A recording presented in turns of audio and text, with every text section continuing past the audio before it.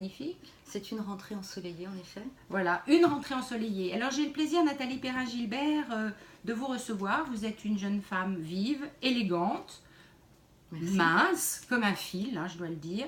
Des cheveux longs noirs. On pourrait vous rencontrer dans un défilé de mode, dans une boîte de com. Mais non, vous êtes une femme politique, très engagée depuis plus de 20 ans, puisque je crois que votre premier mandat remonte à 1995. C'était hier.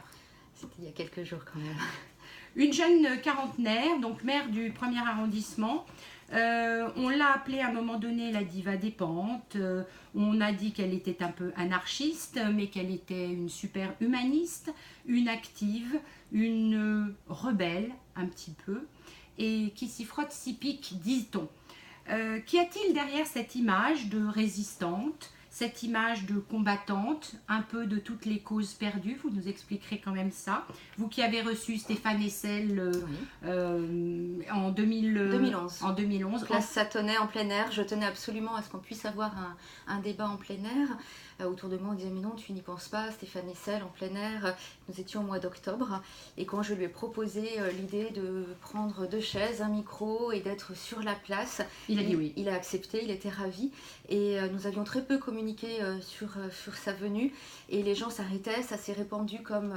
la nouvelle s'est répandue très vite et rapidement on était 400 sur la place Satonnet à échanger et pour moi c'est ça la politique, c'est ça le politique, c'est être dehors, être au contact, créer aussi l'inattendu et surtout être dans le lien, dans la parole et ça a été un des plus beaux moments de ma vie politique effectivement cette rencontre avec Stéphane Hessel. Autre grand moment pour moi de ma vie politique, c'est d'avoir rencontré Robert Badinter. Voilà, dans la rue Sainte-Catherine. Robert Badinter, ça fait partie de mes phares, de mes repères en politique et pouvoir le rencontrer. Je fais l'association avec Stéphane Hessel parce que c'est évidemment 2 hommes que j'ai eu la chance de croiser, de rencontrer et c'est pour moi des grands moments. Madame Taubira aussi, hein, je crois. Christiane Taubira, que j'ai rencontrée il y a quelques mois en effet à l'occasion de la sortie de son dernier livre. Alors on parlera tout à l'heure de la rue Sainte-Catherine, on parlera également d'Israël, on parlera de la Palestine, oui. Mais avant tout ça, j'aurais aimé qu'on puisse prendre un tout petit peu de temps. Vous avez gagné les élections municipales la dernière fois contre vents et marées et contre Gérard Collomb. Vous êtes une résistante et vous vous opposez souvent aux décisions de Gérard Collomb.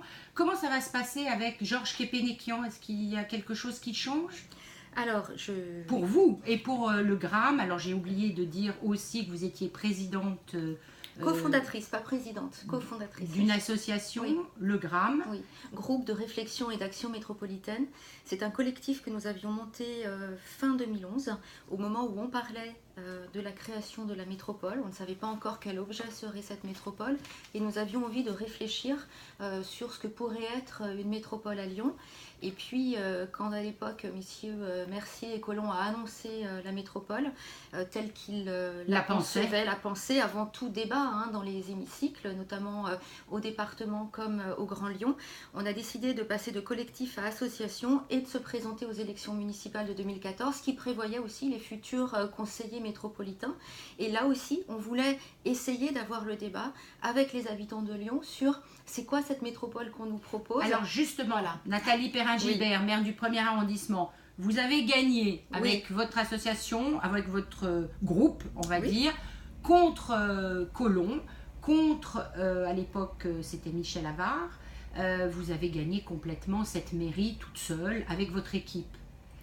Qu'est-ce que ça implique comme obligation ensuite? Alors, j'ai pas gagné toute seule, je l'ai gagné avec des habitants et des habitantes du premier qui se sont mobilisés derrière moi. Il faut dire que j'étais ce qu'on appelle une maire sortante, puisque j'avais déjà un historique de 2 mandats en tant que maire. J'étais pas forcément